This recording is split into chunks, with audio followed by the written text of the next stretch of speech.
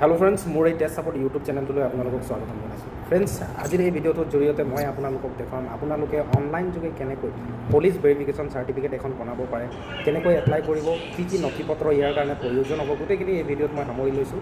আৰু যদিহে ফ্ৰেণ্ডছ মোৰ এই চেনেলটোত আজি পোনপ্ৰথমবাৰ কাৰণে আহিছে, তেনেহ'লে চেনেলটো ছাবস্ক্ৰাইব কৰি ল'ব আৰু ছাইডত থকা বেল আইকনটো প্ৰেছ কৰিবলৈ অকণো নাপাহৰিব। প্ৰথমতে ফ্ৰেণ্ডছ, আপোনালোকক যিকোনো এটা ক্ৰ'ম ব্ৰাউজাৰত গৈ ছাৰ্চ কৰিব লাগিব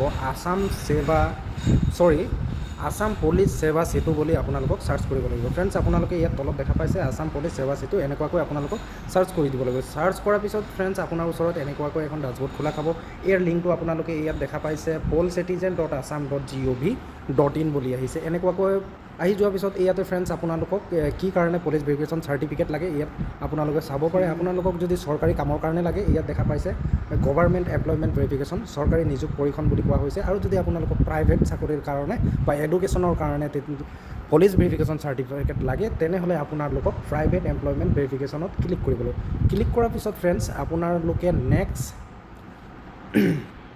নেক্সট এখন পেজলৈ গুচি আহিব। ইয়াত আপোনালোকক ফ্ৰেণ্ডছ ৰেজিষ্টাৰ কৰিব লাগিব, পঞ্জীয়ন কৰি ল'ব লাগিব। পোনপ্ৰথমতে ফ্ৰেণ্ডছ, ইয়াত দেখা পাইছে আপোনাৰ নামটো ইয়াত এণ্টাৰ কৰিব লাগিব, মোবাইল নাম্বাৰ, ক্ৰিয়েট পাছপৰ্ট, তাৰপাছত আকৌ এণ্টাৰ কৰিব লাগিব। আপুনি যিটো পাছপৰ্ট ক্ৰিয়েট কৰিছে সেইটো আকৌ এণ্টাৰ কৰি ল'ব লাগিব। তাৰপাছত ইয়াত কোৱা হৈছে আপুনি এজন আৰক্ষী কৰ্মী নেকি, চ' আমি ইয়াত ন' ছিলেক্ট কৰিম। তাৰপাছতে আই এম নট ৰবট অপশ্যনত ক্লিক কৰিব লাগিব। ক্লিক কৰাৰ পিছতে ফ্ৰেণ্ডছ, গেট OTP অপশ্যনত ক্লিক কৰিব। গেট OTP অপশ্যনত ক্লিক কৰাৰ লগে লগে আপোনাৰ ওচৰত নেক্সট এখন পেজ খোলা খাব, য'ত আপোনাৰ একাউণ্টটো অলৰেডি ক্ৰিয়েট হৈ গৈছে। এতিয়া আমি কি কৰিম, চাৰ্টিফিকেটৰ কাৰণে এপ্লাই কৰিম। ইয়াত দেখা পাইছে ব্যক্তিগত নিযোগৰ বাবে সত্যাপন বুলি কোৱা হৈছে, প্ৰাইভেট এমপ্লয়মেণ্ট ভেৰিফিকেশ্যন বুলি কোৱা হৈছে। ইয়াত ক্লিক কৰিব।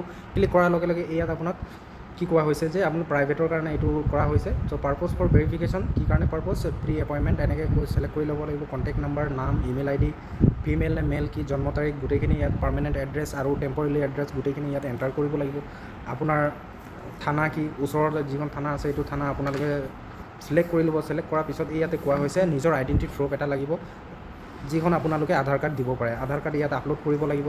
তাৰপিছতে ফ্ৰেণ্ডছ, ইয়াত কোৱা হৈছে আপলোড ফাইলত আপোনালোকে কি কৰিব লাগিব, আপোনালোকক কি কাৰণে পুলিচ ভেৰিফিকেশ্যন চাৰ্টিফিকেট লাগে তাৰ কাৰণে আপোনালোকে এপ্লিকেশ্যন এখন লিখিব লাগিব। তাৰপাছত ইয়াত দেখা পাইছে ইয়াতে আপোনালোকক আপলোড কৰিব লাগিব।